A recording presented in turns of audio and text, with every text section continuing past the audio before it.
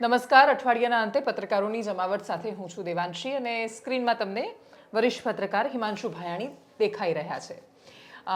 Last time આપણે ચર્ચા કરી ત્યારે ઓનલાઈન કરી હતી અને એટલે જ બહુ જ બધી વાતો, ચર્ચાઓ, સંવાદો બધા ઓનલાઈન જેવા હતા. આજે થોડી ઓફલાઈન જેવી ખુલીને વાતો કરવી છે. અમે લોકો જ્યારે બેઠા ત્યારે હિમાંશુભાઈની સાથે અમે ગઈકાલના ઇસ્યુ ઉપર એટલે કે આ શૂટ કરી રહ્યા છીએ ત્યારે એના આગલા દિવસે ઉર્જા વિભાગની ભરતી સામે, જેટકોની ભરતી સામે છોકરાઓ બેઠા હતા. એ બધી જનરલ વાતો કરતા હતા ત્યારે એક મુખ્ય પ્રશ્ન એ આવ્યો ઊભો કે મોટા ભાગે છોકરાઓ એક નોકરીમાં કોઈક પ્રશ્ન આવે એટલે એમને એવું લાગે છે કે જિંદગી પૂરી થઈ ગઈ, હવે સાવ અટવાઈ ગયા, હવે આગળ કશું જ નહીં થાય. એનું એક સૌથી મોટું કારણ અને તારણ જે એમણે કાઢ્યું અને મોટો પ્રોબ્લેમ એ છે કે એ ફ્રસ્ટ્રેશન એટલા માટે આવે છે કેમ કે યુવાનોની પાસે પ્લાન બી, પ્લાન સી નથી હોતો. આ નહીં તો બીજું શું એનો જવાબ નથી હોતો. એવું નથી કહેતા કે તમારી મુશ્કેલીઓની સામે, સરકારની સામે અવાજ ન ઉપાડો, તો ઉપાડવો જ જોઈએ અને લડવું જ જોઈએ. પણ જ્યારે કોઈ નથી સાંભળતું ત્યારે જિંદગી પૂરી થઈ ગઈ હોય એવું આપણને શું કામ ફીલ થાય. અને એટલે જ હિમાંશુભાઈ એ જ વાતથી આગળ જે આપણે હમણાં ચર્ચા કરી એને જ આગળ શરૂ કરવી છે કે એવું શું કામ થાય કે દરેક પરીક્ષાઓમાં કોઈને કોઈ સમસ્યાઓ આવે અને પછી છોકરાઓ આવીને એવો જવાબ આપે કે બેન જો આમાં કંઈ નહીં થાય તો અમારી પાસે કશું બચવાનું નથી, જિંદગી પૂરી થઈ જશે. આભાર આપને, જમાવટને. એક કેવેટ આપી દઉં, તમે તમારી પ્રાઇમ રિયલ એસ્ટેટ મારા ઉપર વેસ્ટ કરો છો, વ્યૂઝ આવશે કે એની ગેરંટી નથી, કારણ કે હું બહુ વ્યૂઝ ફેચ નથી કરી શકતો. But let us start. તમે જે રીતના પૂછ્યું, હું એવું માનું છું કે આપણા સમાજમાં છે ને એક મોટી વસ્તુ એ છે કે આપણને આપણા ઓલામાં એ નાખવામાં નથી આવતું, આપણા જીન્સમાં કે આપણા ક્રોમોઝોમ્સમાં કે આપણા ડીએનએમાં, કે આપણને મેન્ટલી એના માટે પ્રિપેર નથી કરવામાં આવતા કે લર્ન ફ્રોમ યોર ફેલિયર્સ. તમારી નિષ્ફળતાઓમાંથી તમે શીખો. સફળ જ જવું એ એક માત્ર એ સારો ક્રાઇટેરિયા છે. પણ મારી જો પર્સનલી હું વાત કરું, જે રીતના આપણે ચર્ચા કરીએ એમાં, તો તમે જે પ્રશ્ન પૂછ્યો એમાં એ છે કે ફેલિયર્સમાંથી તમારે શીખવાનું છે. હું મારી લાઈફમાં એક બહુ, as I said, I live on minimalism. હું એક એવો સ્ટુડન્ટ હતો કે 60 માર્કનું પેપર એટેન્ડ કરીને આવતો, 50 થી 55 માર્ક. હવે કાયદેસર રીતે અડધી કલાક હું ક્લાસમાં બેઠો રહેતો, કાંઈ ના કરતો, બટ ડેટ મિનિમલિઝમ મારામાં હતું. અને આજે જે હું બેઠો છું તમારી સામે એઝ અ પત્રકારોની જમાવટમાં, મારી લાઈફનો ગોલ, મારી લાઈફમાં ઇન્ડિયન એરફોર્સમાં ફાઇટર પાયલટ બનવાનો હતો. ગઈકાલે તમારી ચર્ચા મેં જોઈ રોનક પટેલ આરે. રોનકે કીધું કે હું તો ભણ્યો એટલું બધું નથી, તમે તો ભણ્યા છો, પણ થેન્કફુલ કે આપણા સિસ્ટમનો. I wanted to be a fighter pilot, મારા સિસ્ટમનો પાર્ટ બનવું હતું. પણ હું ફેલ થયો 12મા ધોરણમાં. મને મેથેમેટિક્સમાં 0 માર્ક આવ્યા, સાયન્સમાં, રાઈટ. પાછો મેં પ્રયત્ન કર્યો, ન થયું, તો આઈ શિફ્ટેડ ટુ કોમર્સ. ત્યાં સુધીમાં એવું હતું કે 14 વર્ષની ઉંમરે મેં ન્યૂઝપેપર્સ પહેલી વાર ફેંકા મારી લાઈફમાં, અને પૈસાનો કોન્ફિડન્સ મારામાં આવી ગયો હતો કે હું પૈસા કમાઈ લઈશ. ત્યાંથી મારી જર્ની ચાલુ થઈ ગઈ હતી. એટલે ઠીક છે, આ ફેલિયર હતી, આ મારો પ્લાન હતો, આ ફેલ થયો, હું બીજું કંઈક કરીશ. પછી કોમર્સમાં ગયો, કારણ કે જોબ ચાલુ હતી. અને કોમર્સમાં ભણતા, કારણ કે કોમર્સ કમ્પેરેટિવલી ઇઝી હતું સાયન્સ કરતાં. અને ગોંડલથી અપડાઉન કરતો હું રાજકોટ ટ્રેનમાં સવારના 8 વાગે. એટલે છેલ્લે હમણાં યુવરાજસિંહ ભેગા ત્યાં ગોપીની ઓફિસે, ત્યારે મેં કીધું, બાપુ, મેં કીધું, એ કે હું સ્ટેશન પ્લોટ પર, બાપુ મેં કીધું ત્યાંથી મેં બહુ અપડાઉન કર્યું, સવારે 8ની ટ્રેન ને રાતના 11ની, તો કે મેં કર્યું છે. એટલે એ રીતના અપડાઉનમાં ટાઈમમાં હું વાંચતો અને મેં મારું પાસ કર્યું. પણ તો બી એકાઉન્ટ્સમાં મને પ્રોબ્લેમ હતો. મને એમ લાગ્યું થોડી મહેનત કરવી પડે છે, તો આઈ વેન્ટ ટુ આર્ટ્સ. અને આર્ટ્સમાં ઓનેસ્ટલી સ્પીકિંગ, કોલેજમાં લેક્ચર જે સવારના ભરી અને પછી કામે વયો જતો હતો. કોલેજના સમયમાં 4 નોકરીઓ કરતો પ્રાઇવેટ સેક્ટરમાં પાર્ટ ટાઈમ. એક ફૂલ ટાઈમ રાતના નાઇટ શિફ્ટ અને બાકીની 3 પાર્ટ ટાઈમ જોબ્સ કરતો હતો. તો એમાંથી એવું એક તારણ ઉપર આવ્યો કે ભાઈ આ મને આટલા જે રૂપિયા મળે છે એના કરતાં જો હું લેક્ચરર બની જાઉં તો 4 કલાકની નોકરીએ મને 8 થી 10 હજાર રૂપિયા મળે, તોય મારી પાસે ટાઈમ વધે ને, તો હું પછી એમાં કંઈક આજે કાંઈ શીખો છું, એમાંથી કંઈક કરીશ. તો હું MA વિથ ઇંગ્લિશમાં ફેલ થયો ફર્સ્ટ પાર્ટમાં. અને એટલે લેક્ચરર પણ ના બની શક્યા. હવે તમે ફેલિયર્સ ક્યાં આવે છે લાઈફમાં? Failures are a constant process. અને આમાં હું આઈડિયલી એક જે સ્ટેટમેન્ટ છે ને અમિતાભ બચ્ચનનું, એને બહુ સારી રીતે, આઈ એમ ફેન ઓફ અમિતાભ બચ્ચન. એટલે એનું એમ કહે છે કે બાબુજી કહા કરતે તે મન કા હો તો અચ્છા, ના હો તો ઓર ભી અચ્છા, કે ભગવાનની ઈચ્છા છે. એટલે જો તમારા મનનું થાય તો ઠીક છે, ન થાય તો એનાથી ઉત્તમ. પણ તમારી પાસે હંમેશા plan A, plan B, plan C હોવો જોઈએ. હા, નાઉ વી કમ ટુ જર્નલિઝમ. હું જર્નલિઝમમાં આવ્યો. હું રેડિયો પેજિંગ કંપનીઝમાં મેં બહુ કામ કર્યા છે મારી લાઈફમાં. માર્કેટિંગ, કસ્ટમર કેર, ઘણું બધું કર્યું છે. એમાંથી હું જર્નલિઝમમાં આવ્યો. જર્નલિઝમમાં એક લેવલે પહોંચ્યો. બ્લૂમબર્ગનો હું હેડ હતો ફોર ધ ગુજરાત બ્યુરો. એવી મારી કરિયર હતી કે બધા એમ કહેતા હતા કે સાહેબ બધાને નોકરીમાં ક્યાંક ને ક્યાંક પ્રોબ્લેમ પડે, પણ ગુજરાત બ્યુરોનું જે આઉટપુટ છે, અને કોઈ અતિશયોક્તિની વાત નથી, બટ 2010માં મારા યુટ્યુબ હેન્ડલ ઉપર, જ્યારે દુનિયાને યુટ્યુબની ખબર નહોતી પત્રકારત્વમાં કે કોઈના, ત્યારે મારા યુટ્યુબ હેન્ડલ ઉપર 100 વિડીયોઝ હતા ન્યૂઝના, હિન્દી, ઇંગ્લિશ ને ગુજરાતીમાં. ડન. તમે મને ક્યાંય મેદાનમાં મૂકો એટલે સ્ક્રિપ્ટ મારા મગજમાં રમતી હોય, વિઝ્યુઅલ્સ મારા મગજમાં રમતા, બિકોઝ ઓફ ટેલિવિઝન. પ્રિન્ટમાંથી આવ્યો હતો, બધી બીટ્સ મેં કરી હતી, બિઝનેસમાં હતું, અને કંઈ બોલે એટલે મને ખબર હોય કે નથી મારે શું ઉપાડવાનું છે. આ માસ્ટરી. એટલે કે ને કે જબ પંકજ ત્રિપાઠી ઘણી વખત કહે છે કે જબ તૈરના સીખ ગયે તો નદી સે દૂર હો ગયે. આ જ વસ્તુ મારી સાથે થઈ. આઈ માસ્ટર્ડ માય આર્ટ. અને એક દિવસ સવારે જન્માષ્ટમીના દર્શન કરીને દ્વારકાથી આવ્યો હતો, રાજકોટ હતો, બીજે દિવસે અમદાવાદ નીકળવાનો હતો. એ દિવસે સવારે કોલ આવ્યો કે આજથી તમારી નોકરી પૂરી થાય છે, અમે બ્યુરોઝ બંધ કરીએ છીએ. માત્ર ઇન્ડિયામાં બોમ્બે મેઇન ઓફિસ રહેશે, દિલ્હી બ્યુરો રહેશે અને એક બેંગ્લોર બ્યુરો રહેશે, કારણ કે 5000 આઈટી કંપનીઝ છે. તમારે નોકરી જો કરવી હોય તો તમે અમે વ્યવસ્થા કંઈક કરી દઈએ તમને. બટ બ્લૂમબર્ગમાં નહોતી, જે બીજી કંપની સિસ્ટર કન્સર્ન્સ હતી એમાં ક્યાંક કરી દે. જર્નલિઝમ સિવાય મારે કંઈ કરવું નહોતું. ઘરની લોન માથે મેં ફ્લેટ લીધો હતો અહીંયા, અને આ વસ્તુ રાઈટ. એટલે ઘરેથી નીકળતા મગજમાં એ જ કેલ્ક્યુલેશન હતું કે લોન રીપે કેમ કરું. નોકરી તો પછીની વાત છે, પહેલાં લોન રીપે કરવાની છે. એટલે એ પરિસ્થિતિ, એ અસમંજસની વચ્ચે, અને એના પછી ન્યૂઝ એજન્સી કોજન્સીસે મને કામ આપ્યું, એમાં બહુ સરસ ટ્રેનિંગ મળી, ઘણું બધું શીખો. પણ પછી એક એવું નક્કી કર્યું હતું કે 45 વર્ષ પછી નોકરી નથી કરવી. 45 વર્ષ પછી પોતાની રીતે, કારણ કે જર્નલિઝમનું પ્રોફેશન એવું છે કે 60 વર્ષે જનરલી તમને કહી દેવામાં આવે 60 વર્ષ પછીના દિવસે કે કાલથી તમારે ઓફિસે નથી આવવાનું, યુ આર ગેટિંગ રિટાયર્ડ. હવે જર્નલિઝમનું પ્રોફેશન એવું થઈ ગયું છે આજે કે તમે ઓફિસમાંથી નીકળી જશો, પણ તમે જે ન્યૂઝનું આખું જે એન્વાયરમેન્ટ છે એમાંથી તમારે જે અપડેટ રાખવા પડે છે તમારી જાતને, કે તમારી એક આદત પડી ગઈ છે સવારે ઉઠીને ન્યૂઝ વાંચવાની કે વોટ્સએપ ઉપર કે છાપા કે વોટ એવર, એ તમારામાંથી નથી જવાનું, જતું જ નથી, અને એ જાય જ નહીં કોઈ દિવસ, કારણ કે એ તમારી એક ફ્લેક્સ, આખી મેન્ટલી તમે ફ્લેક્સ થઈ ગયા છો એના માટે. અને મારા જેવા માણસ માટે અઘરું છે જે રાતના 1:30 વાગ્યા સુધી યુએસની માર્કેટ ટ્રેક કરતો હોય, 3 વાગે હું સુવા ભેગો થાવ, પાછો સવારે ઉઠીને પાછું આ બધું આના ઉપર જ. એટલે મેં કીધું એવી રીતના મારા 5-10 વર્ષ આપું કે જ્યાં એક હું મારી રીતે ઇન્ડિવિજ્યુઅલી કામ કરું, જુદી જુદી બ્રાન્ડ સાથે કામ કરું. તો જે લો ફર્મના માટે લીગલનું રિપોર્ટિંગ કરું છું, corporate taxation, company law, corporate law, એનું એટલે બિઝનેસમાં એ એક્સપર્ટાઇઝ મળ્યું. કોર કરીને છે એના માટે હું આખા detailed long form reports ground ઉપર જઈને કરું છું, જે મારે કરવું છે એઝ અ જર્નલિસ્ટ. લાઈફની મોટામાં મોટી ફેલિયર, આટલું બધું તમને મેં જે કીધું, સિંગલ હેન્ડેડલી તમે કદાચ 100 વિડીયોઝ પહેલાં હું બીબીસીમાં ગયો, થિંકિંગ કે આ મારા સીવી ઉપર મારે આ બ્લૂમબર્ગ તો લાગી ગયું, બીબીસી લગાડવું છે. ત્યાં ગયો તો ત્યાં મને કે તમારી પાસે ટ્રાન્સલેશન જ કરાવવામાં છે. અચ્છા, ત્યાં મને એવું કહેવામાં આવ્યું મારું ગુજરાતી ખરાબ છે. એમ વાળાએ મારું ઇંગ્લિશ ખરાબ કીધું, આ લોકોએ મારું ગુજરાતી ખરાબ કીધું. હવે હું કોકનો હિન્દીમાં ગોતી રહ્યો જે મને એમ કે તમારું હિન્દી ખરાબ છે.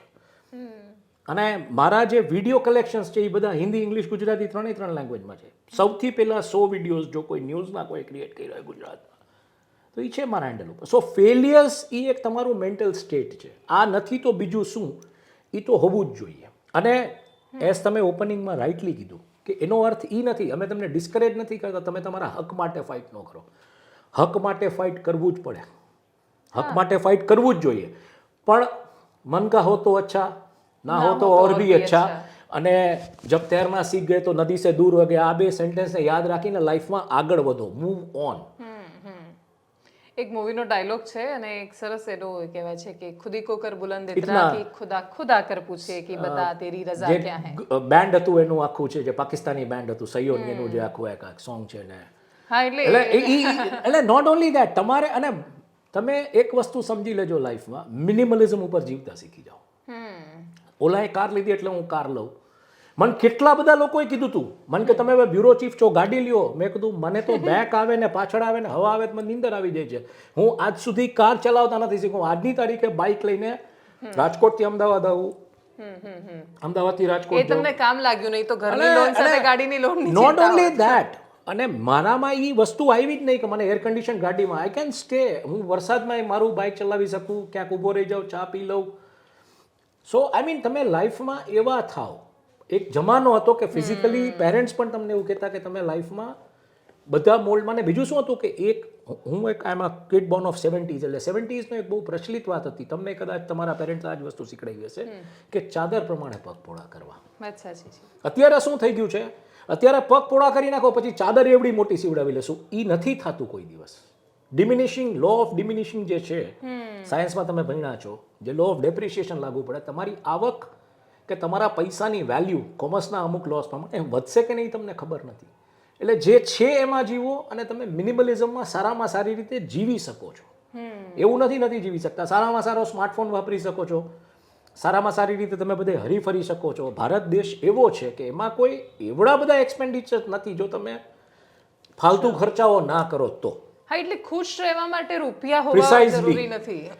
સુષ્મિતા સેનનો એક બહુ સરસ ઇન્ટરવ્યૂ ફારૂક શેખે લીધો, જે હમણાં વાયરલ થયો હતો. એણે જે વાત કરી બહુ સમજવા જેવી વાત છે કે સક્સેસફુલ થવા માટે પૈસાની જરૂર નથી. અને એણે એનું એક્ઝામ્પલ આપ્યું કે હું જ્યારે મિસ ઇન્ડિયા માટે ગઈ હતી ત્યારે એક બચેલી કુચલી કે મિડલ ક્લાસ ફેમિલીઝમાંથી, એના ફાધર એરફોર્સમાં, એટલે એની મધરે એક બચેલી કુચલી સાડીમાંથી એનું ગાઉન તૈયાર કરાવડાવ્યું, મોજા કાપીને મોજા એણે પહેર્યા હેન્ડ ગ્લોવ્સ તરીકે, અને she won as a Miss India. એટલે ત્યારે એ કે મને રિયલાઇઝ થઈ ગયું કે જિંદગીમાં સક્સેસફુલ થવા માટે પૈસા જરૂરી નથી.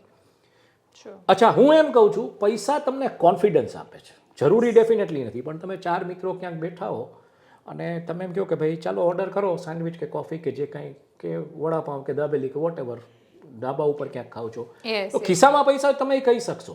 તમને પૈસો કોન્ફિડન્સ છે. નોટબંધી વખતે જે થયું એ શું થયું, લોકોનો કોન્ફિડન્સ તૂટી ગયો હતો.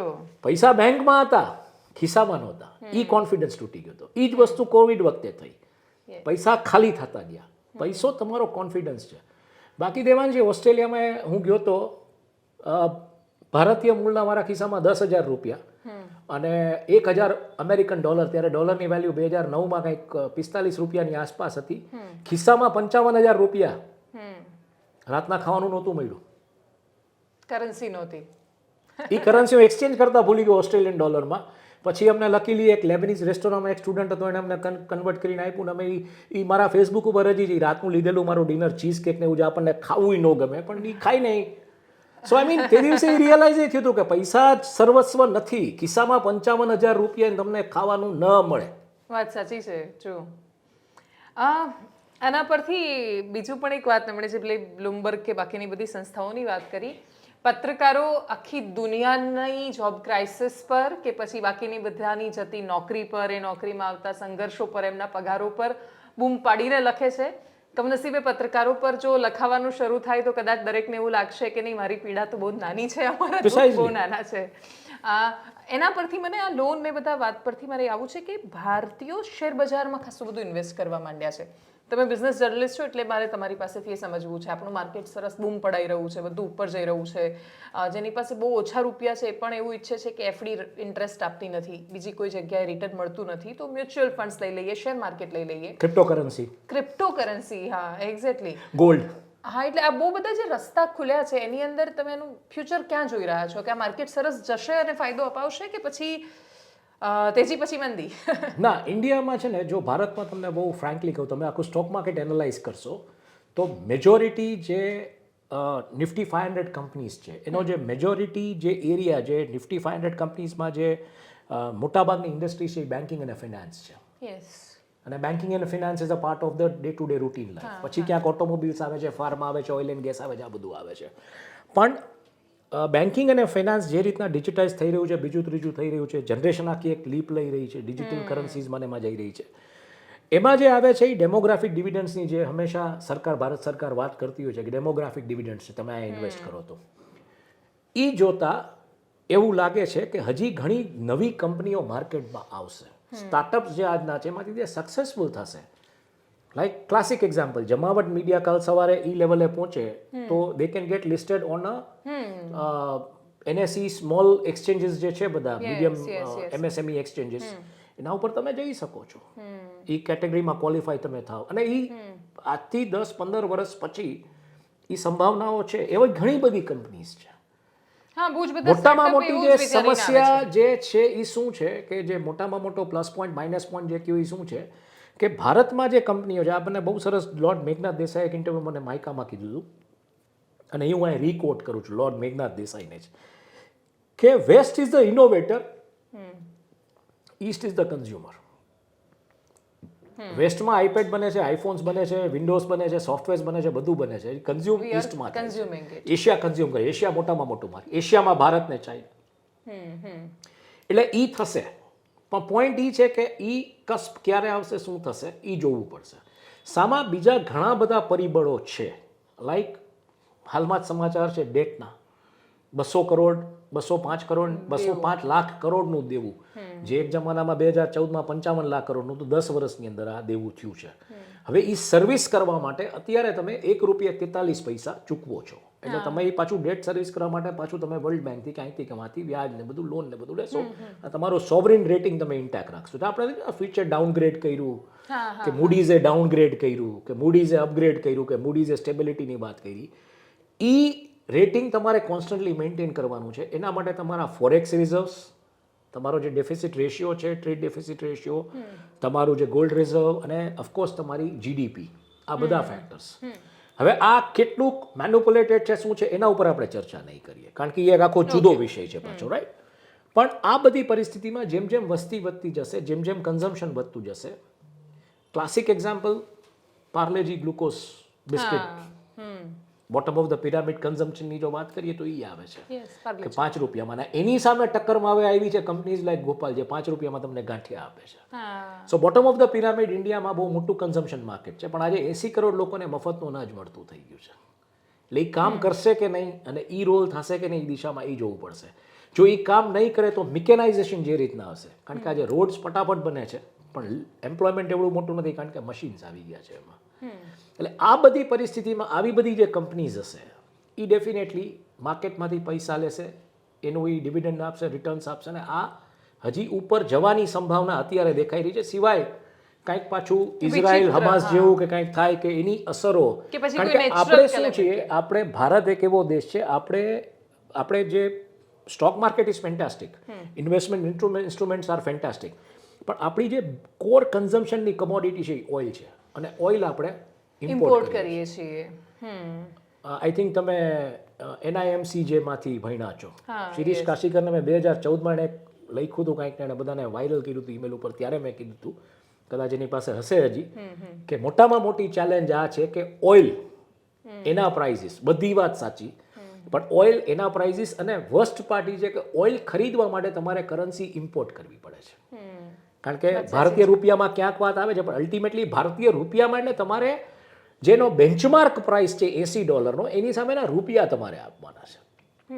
₹80 નથી, પ્લીઝ ટ્રાય ટુ અન્ડરસ્ટેન્ડ. એટલે આપવાનું તો એ જ છે. એટલે તમારે કરન્સી ઇમ્પોર્ટ કરવી પડે છે કોમોડિટી ઇમ્પોર્ટ કરવા માટે. અચ્છા, ઓઇલ, ડોલર, આ બે ઇમ્પોર્ટ કરી તમે જે આખી મેન્યુફેક્ચરિંગ સેક્ટરનું કે બીજું ત્રીજું કન્ટ્રીની જીડીપી વધારો, ને પછી તમે જે રૂપિયા ગોલ્ડમાં નાખો છો, એ ગોલ્ડ પાછું તમારે ઇમ્પોર્ટ કરવું પડે છે.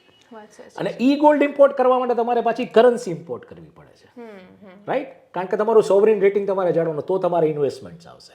સો it's a very vicious cycle. અને આ 205 લાખ કરોડનું જે ડેટ છે એમાંય ઇકોનોમિક્સમાં બે પ્રકારના વ્યૂઝ છે.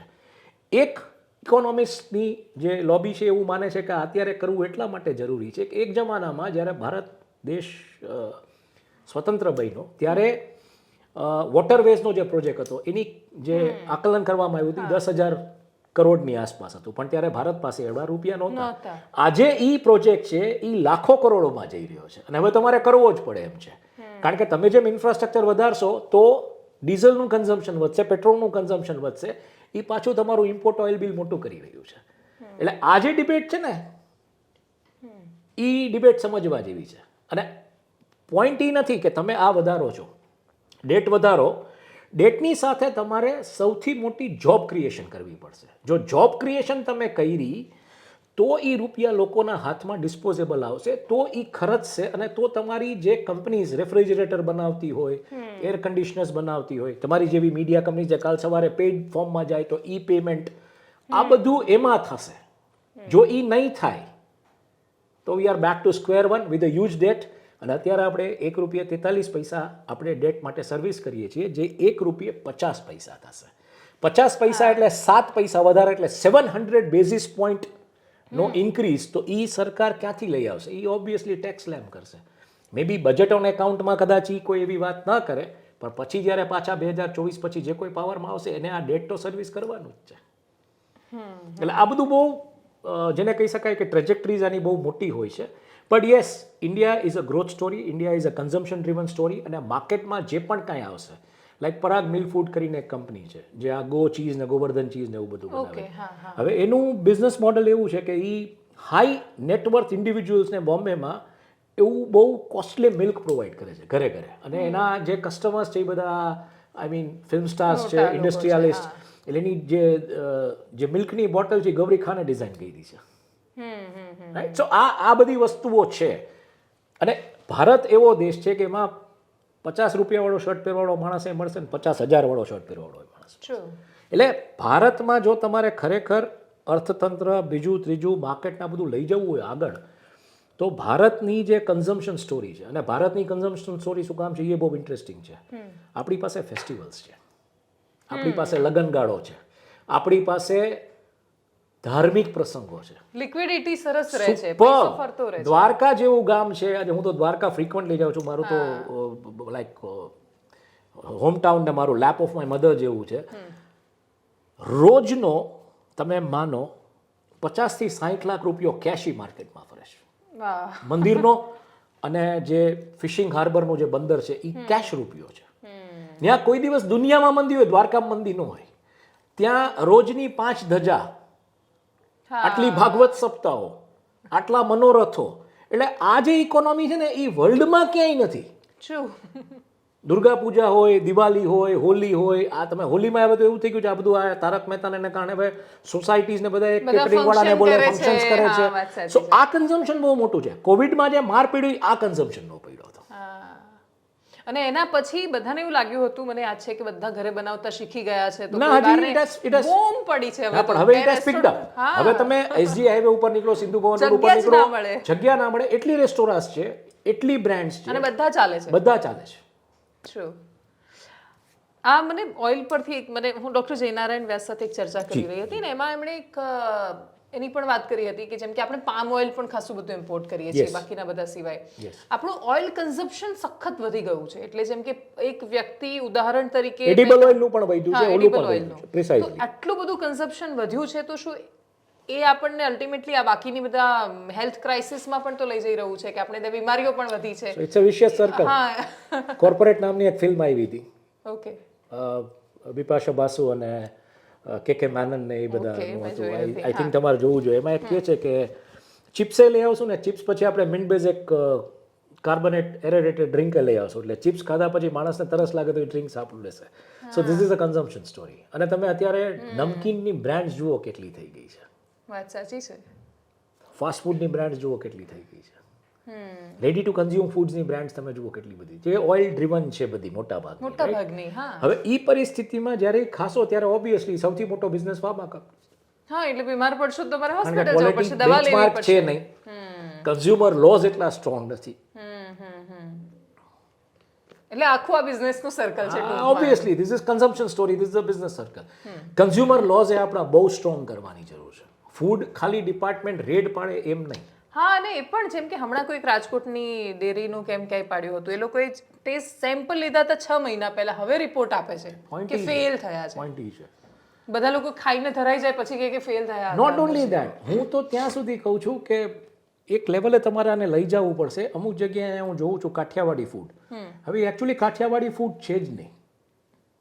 એ લોકો માત્ર તેલ અને મરચાં ને મસાલા નાખીને કાઠિયાવાડી ફૂડ એવું છે કે તમે ખાવ ને તો તમને એસિડિટી ના થાય.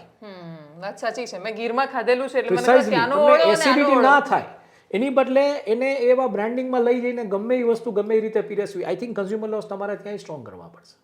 અને consumer story is big in this country. તમે આજે હાઈવે ઉપર જાઓ, અબડીક કપ તમને ચા 20 રૂપિયાની આપે છે. જે મિટ્રોલોજીનું ડિપાર્ટમેન્ટ છે, માપતોલ ખાતું, એ શું કરે છે? તમે આ જેટલી બ્રાન્ડેડ રેસ્ટોરન્ટ્સ છે ને એના તમે મેનુ જોઈ લેજો. આ જગ્યાએ ભાવ જુદો હશે, 5 કિલોમીટર દૂર જશો જુદો હશે, વળી ક્યાંક જુદો. એ જ બ્રાન્ડેડ રેસ્ટોરન્ટમાં કેવી રીતના પોસિબલ છે? Even there are so many restaurants કે લોકોની કોઈ પણ શોપમાંથી દર થોડા ટાઈમે કાં તો વંદા નીકળતા હોય, કાં તો લોખંડ નીકળતું હોય, છતાંય બધી ધમધમે છે ને, ચાલે છે. જે ફૂડનો બિઝનેસ છે એમાં આ બધું થાય. તમે કંદોઈની કોઈની દુકાન જો ખોલાડો, એમાંથી ઉંદેડાય નીકળે, વાંદાય નીકળે, બધું નીકળે. વાત સાચી છે. રાઈટ. બટ પણ ખવાઈ જાય પણ ખવાઈ જાય છે. અને પોઈન્ટ એ છે કે આનું કોઈ એ રીતનું કન્ઝ્યુમર લોઝ જે સ્ટ્રોંગ હોવા જોઈએ નથી. ઓકે, બેક ટુ પોલિટિક્સ એની પણ એકવાર ચર્ચા કરી લઈએ એટલા માટે કેમ કે 2024 એટલે when it is Devanshi Joshi politics has to be there. હા, એટલે મને એવું લાગે કે તો ચર્ચા થોડી પૂરી થઈ એવું લાગતું એટલે હોય છે ઇકોનોમીની એ વાત આપણે કરી અને ઓફકોર્સ પોલિટિક્સની એ વાત. કેમ કે અલ્ટિમેટલી પોલિટિક્સ એટલા માટે પણ કેમ કે જેટલા નિર્ણયો લેવાના છે, જે લોકો પણ બજેટ આપવાના છે, જે પણ લોઝ બનાવવાના છે, એ લોકોને ચૂંટવાના છે હવે આપણે. પ્રિસાઇઝલી. અને એ લોકોના ચૂંટાવામાં તમને શું લાગે છે કે 22 જાન્યુઆરી પછી, આજે 22મી ડિસેમ્બર અમે જ્યારે શૂટ કરી રહ્યા છીએ ત્યારે ગીતા જયંતિ છે, આજે કૃષ્ણને બધા યાદ કરે છે, એક્ઝેક્ટ 1 મહિના પછી શ્રીરામને યાદ કરતા હશે કેમ કે 22મી જાન્યુઆરી અયોધ્યાના રામ મંદિરનો સમય છે. બરોબર છે. એના પછી 22મી ફેબ્રુઆરી એ લોકો કોને યાદ કરતા હશે? એટલે જે હું રિસન્ટલી એટલે ક્યારેક હું બાઇક લઈને આવું, ક્યારેક હું બસમાં આવું, બધું I try to get a mix taste. એટલે બસમાં આવતો એટલે આગળની સીટમાં એક ભાઈ બેઠા હતા, એ કોઈની યારે ચર્ચા કરતા હતા કે આ ભાજપ સરકાર છે ને એમ કે પોતાની પકડ ઢીલી નહીં પાડે. એમ કે ગમે એમ કરીને લાઈક લાસ્ટ ટાઈમ જો પુલવામાનો થયું તો તરત એક હિન્દુવાદ રાષ્ટ્રવાદ જાગી ગયો લોકોમાં અને એમ કે આવી ગયા. એમ આ વખતે કે મને એવું લાગે છે કે મને એવું લાગે છે જે રીતના એટલે આ બે લોકો જે ચર્ચા કરતા હતા હું શાંતિથી આમ આગળ આમ ઝૂકી અને જાણે મારો ફોન જોતો સાંભળતો હતો કારણ કે these are common main. What do common main think? That is what I want to understand. એટલે આ જે સામાન્ય માણસો કે સામાન્ય પ્રજા શું વિચારે એ એમ કહેતા હતા કે જે રીતના લોકસભામાં અમિત શાહ જે ચર્ચા કરી રહ્યા છે પીઓકેની નેમ, એવું લાગે છે કે પીઓકે ઉપર હુમલો થાય કદાચ કે આમ 10-15 કિલોમીટર સુધી ટેન્કો લઈ જાય ને પછી ત્યાં બધું આવું થઈ જાય ને પછી પાછું એમ કે રાષ્ટ્રવાદ જાગે કે આ લોકો પકડ ઢીલી મૂકશે નહીં, ભલે જે હોય આ ગઠબંધન હોય કે પડી કે આમ કે આ જાતું નહીં કરે. પબ્લિક પરસેપ્શન આ છે. શું થશે એ મને નથી ખબર. ના વાત સાચી છે ને પબ્લિક પરસેપ્શન આ છે. હવે આની સામે તાને વોટમાં કેવી રીતના કન્વર્ટ કરશો? 27% વોટ છે તમારો કમિટેડ, સામે 73% ઇન્ડિયાનો ગઠબંધનનો. પણ આપણે પાછલી ચૂંટણીઓમાં જોયું રાજ્યોની જે 5 રાજ્યોની ચૂંટણી કે કોંગ્રેસનો વોટ છે તેલંગાનાને કારણે વધારે હતો અને તેમ છતાંય પાવરમાં બીજેપી એવી બધી જગ્યાએ. અને એક હું ઘણી વખત ચર્ચાઓમાં કહું છું કે યુપીની ફોર્મ્યુલા કોરોના પછીની કે 100-200 મતના માર્જિને હાર જીત. વચ્ચે તો ક્યાંક એવા સમાચાર આવ્યા કે ઈવીએમમાં ક્યાંક જીત 700-800 માટે દર્જ થઈ તો પછી કે હવે ઈવીએમ ખોલવાય નથી ને કાઉન્ટે નથી કરવા, જીતી ગયું. જો આ બધી ફોર્મ્યુલાઓ લાગુ પડવાની હોય તો આઈ થિંક એમાં કેવી રીતના ને શું બધું મિટિગેટ થશે એ સમજવું થોડું અઘરું છે. પણ હું દેવાંશી એક વસ્તુ બીજી એ માનું છું, વેરિયન્ટ જે આવ્યો છે કોરોનાનો એ ક્રાઇસિસને આ ગવર્મેન્ટ ડેફિનેટલી બ્રાઉની પોઈન્ટ તરીકે સ્કોર કરશે, એની તૈયારીઓ દાખવશે અને કેમ કર્ટેલ કર્યો કે કઈ રીતના કર્યું જેથી કરીને ઇલેક્શનમાં એક પિચ બનશે કે અમે આ વખતે આ વકરવા નથી દીધું. મને ક્યાંક આવું લાગી રહ્યું છે કે અપાર્ટ ફ્રોમ રામ મંદિર જ એવડો મુદ્દો છે, અપાર્ટ ફ્રોમ જે આ પબ્લિક પરસેપ્શન પીઓકે માટેનું જે રીતના બંધાઈ રહ્યું છે ને એની સાથે સાથે આ હેલ્થ ક્રાઇસિસ જે છે એ 100% આ વખતે ગવર્મેન્ટ એમાં ક્યાંય જે રીતના હું ઋષિકેશ પટેલના જે સ્ટેટમેન્ટ્સ બધું જોઉં છું હમણાં છેલ્લા 5 દિવસોમાં એ જોતા મને એમ લાગે છે કે સ્ટેન્ડ બાય મોડમાં છે ગવર્મેન્ટ. આમાં ક્યાંય આ વખતે અને બહુ સરસ રીતે એલર્ટ છે. સરસ રીતે એલર્ટ એટલે એ એક એને પોલિટિકલ બ્રાઉની પોઈન્ટ તરીકે સ્કોર કરશે ઇલેક્શનમાં ટાઈમે કે આ વખતે આમાં નથી થવા દીધું. જો ના જુઓ ને કશુંક સારું કરીને કોઈ એ મુદ્દાઓને બતાવે તો એ આપણું સદભાગ્ય રહેશે. બિલકુલ કે ખરેખર હેલ્થ જેવી ફેસિલિટીઝના વિષય પર એ લોકો વાત કરી રહ્યા છે. બાકી મારું માનવું છે 2024ની જે જંગ છે એ એકચ્યુઅલી કોંગ્રેસ ને બીજેપી વચ્ચે નથી. એ જંગ હું એવું માનું છું કે 2024ની જંગ છે એમાં સાઉથ શું નિર્ણય લે છે, કારણ કે સાઉથે તેલંગાણાએ દેખાડી દીધું આપણને. બીજું કે આ જે ફોર્મેશન નવું થયું છે પાર્લામેન્ટનું એમાં સાઉથની સીટ્સનો નંબર તમે જો જોવા જાઓ તો એ લોકોને એ ડર છે કે માઇનોરિટીમાં વયા જશે. સ્ટ્રેન્થ એમની જે છે નંબરના ઇન ટર્મ્સ ઓફ નંબર, અને એમાં સાઉથ કેવી રીતના ફાઇટ કરે છે. હવે આ પરિસ્થિતિમાં માની લો કે રિજનલ શાસક સાઉથના ઊભા ત્યાં બીજું ત્રીજું ઊભું થયું તો એ 2024ની પછીની પરિસ્થિતિઓ સાઉથમાં શું હશે? કારણ કે સાઉથને તમે જો ટ્વિટર ઉપર તમે સ્ટ્રોંગલી ફોલો કરતા હો તો સાઉથમાંથી જે વોઇસીસ આવવાના ચાલુ થયા છે ને એ વોઇસીસ પણ 2024ની ફેવરમાં નથી લાગી રહ્યા. હા પણ સખત નહીં, એટલે હું એને કઈ રીતે ફેવરમાં જોઈ રહી છું એ પણ સમજવું છે. એટલે જેમ કે 2019ની ચૂંટણીમાં ભારતીય જનતા પાર્ટી, એના પછી કોંગ્રેસની 73 અને એના તરત પછી ડીએમકેની સીટ છે. ડીએમકેની બહુ પાવરફુલ સીટ છે, લોકસભામાં બીજા નંબર પર વિપક્ષમાં એ લોકો છે. એના પછી ઘણા બધા પક્ષો, ટીએમસી પણ મજબૂત છે અને સાઉથના ઘણા બધા પક્ષો. આ આખું જે નોર્થ વર્સિસ સાઉથની ગેમ છે, એમાં કોઈ ગૌમૂત્ર વાળું કહી રહ્યું છે, તમે જેમ કહ્યું એમ કોઈ ગોબરપટ્ટી કહી રહ્યું છે, એ નોર્થને એટલે મધ્યપ્રદેશ, મહારાષ્ટ્રથી લઈને છેક ઉપર સુધી બધાને એક કરવામાં મજબૂત નહીં કરે, કેમ કે સાઉથમાં તો બીજેપી ભાગલા પડાવશે, ઉપરથી નોર્થને એક કરશે. એટલે એમાં 404 કેવી રીતના લઈ આવશો? એટલે હા, એના કેલ્ક્યુલેશન્સ હવે અમિત શાહને ખબર પણ. રાઈટ. બીજું કે નોર્થ ઈસ્ટ જે છે એ જે રીતના હજી ડિસ્ટર્બ્ડ છે. નોર્થ ઈસ્ટ તમે જોવા જાઓ, ઈસ્ટ જોવા જાઓ, તમે સાઉથ જોવા બાજુ, તમે નોર્થના અમુક પોકેટ જુઓ, તો એ બધું નથી તમારી સાથે. એટલે ચેલેન્જીસ આર બિગ. રાઈટ. અને એમાં જે કોન્ફિડન્સથી અત્યારે ચાલી રહ્યા છે, એમાં 20 કરોડ હું કહું કમિટેડ મતદાતાઓ તમારા, અને એની સાથે તમે ચાલીને ચાલો તો આખી રમત જે છે એ હું જોઉં છું લગભગ 27 થી 35 કરોડ મતોની વચ્ચે ઊભી રહી જશે તમારી. તમે આમાં જે વચ્ચેનું મતદાર હોય છે, મોટા ભાગે પરિણામ નક્કી કરે. કોંગ્રેસની એક ફિક્સ વોટ બેંક છે, બીજેપીની એક ફિક્સ વોટ બેંક છે, અમુક છે આમ આદમી પાર્ટીવાળા, ડીએમકે વાળા, પણ એક વચ્ચેનો જે 5-10% વોટર છે કે જે વચ્ચે છે, જે માહોલ જોઈને વોટિંગ કરે છે, જે જીતવાનું હોય એની ફેવરમાં વોટિંગ કરે છે, જે મીડિયામાં શું આવે છે, ચાલે છે, એને શું અસર કરે છે, વાયદા શું આપે છે, બધા પર વોટિંગ કરે છે, એ વોટર ખાસો ઘટતો જાય છે સમયે. આ વખતે તમે પાછો પુલ કરવાનો છે 22 જાન્યુઆરીના કાર્યક્રમમાં, ત્યાર પછીના ફેબ્રુઆરીના કાર્યક્રમમાં. કારણ કે જે જનસંઘની વિચારધારા સાથે જોડાયેલા જે લોકો છે, હું રાજકોટથી આવું છું, રાજકોટમાં પહેલો જે દીપક જનસંઘનો, ચીમન કાકાનો, એટલે જનસંઘની વિચારધારા સાથે જોડાયેલા જે લોકો છે એ આજની તારીખે આજે નવા જે આવ્યા છે ને, સ્પાઇકર જીન્સ ને આઈફોન વાળી જનરેશન જે ભાજપમાં જોડાણી છે ને, એને એટલો બેનિફિટ નથી મળ્યો એ જે લોકોએ લોહી રેડ્યું છે એનું. તમે એને બહુ ક્લાસિક એક્ઝામ્પલ તમને આપું. રામ મંદિર મુદ્દે આટલા વર્ષથી લાલકૃષ્ણ અડવાણી, મુરલી મનોહર જોશી, એ બધા આટલું બધું કર્યું, અને તમે આવીને એમ કહો કે ભૂપેન્દ્રસિંહ કાકા એમ કે ભાઈ આટલા 10 વર્ષથી મીઠાઈ નથી ખાધી. આઈ મીન ઇતિહાસ આખો જુદો છે. Please try to understand. Right. એટલે એ જે વર્ગ છે ને, એ જ્યારે થોડો ઓલો થાય છે ને કે ભાઈ આ નથી બરોબર હવે, કે સંઘની વિચારધારાને વરેલા લોકો, ત્યારે એને પાછા કેમ લઈ આવવા? તો યુ હેવ ટુ સે કે અમે હિન્દુત્વના પ્લાન્ક ઉપર હજી છીએ. એમાં પછી હિન્ડનબર્ગ, અદાની, જેને કહી શકો કે ક્રૂની કેપિટલિઝમ કે ઓલું બીજું ત્રીજું બધું સાઇડલાઇન થઈ જાય છે કે ના આ જરૂરી હતું, ના થયું, ને આના સિવાય કોઈ કરી ના શકે. એટલે એ પાછો પુલ થાય છે. એટલે જે તમે કીધું ને જે ઘટી રહ્યો છે, જે એ પાછો પુલ થાય છે. હા, અને બીજું કે એમની પાસે ઓપ્શન કયો એ જે દરેક વખતે આવે છે, કારણ કે એ જનસંઘનો છે. એની સમસ્યા છે ને શેક્સપિયરિયન છે, to be or not to be. Yes, they are perfectly in that Shakespearean mode, to be or not to બી.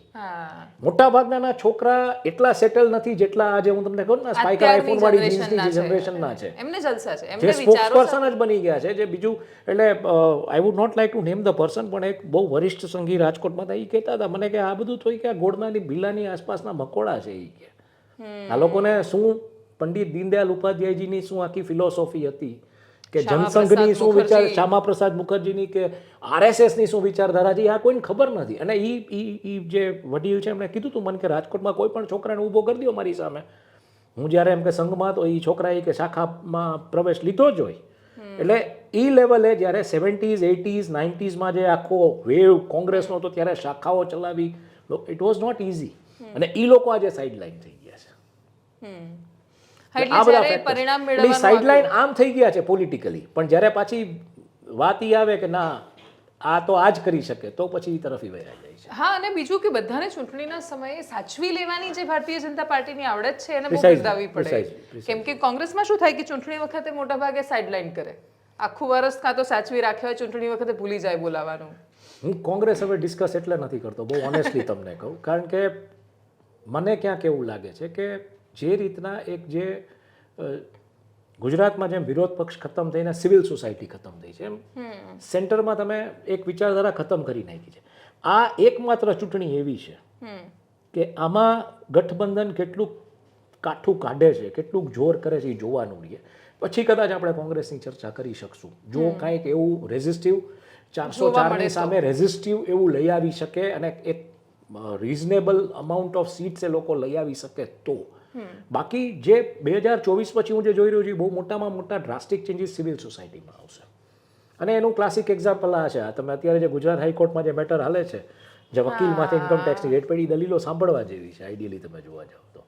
કે અથવા જે ફલી નરીમાનના જે આર્ગ્યુમેન્ટ્સ છે 370 ને લઈને, અને 370 ની આખી પ્રોસેસ કેવી રીતના થઈ છે, તો આ બધું સમજવા જો કે લોના જે ફાઇન ન્યુઆન્સીસ છે એમાં કેવી રીતના આ લોકો આખું એને ઇન્ટરપ્રિટ કરીને ચાલે છે. Okay, thank you so much હિમાંશુભાઈ, તમે Thank you. મારી સાથે Thank જોડાયા, આટલી you. બધી ચર્ચા As I said, once again, caveat કે મારામાં views આવશે કે નહીં મને ખબર નથી, but yeah, ચર્ચા કરી, મજા Doesn't આવી. matter. ના, ના, બહુ સારી and ચર્ચા થઈ. you are giving your prime real estate, so it matters in that manner. So, thank you so much, thank you. thank you. તો પત્રકારોની જમાવટમાં અત્યારે બસ આટલું જ. ફરી મળીશું મોટા ભાગે એના એ જ વિષયો પણ નવા ચહેરાની સાથે, નવા મુદ્દાઓની સાથે. નમસ્કાર.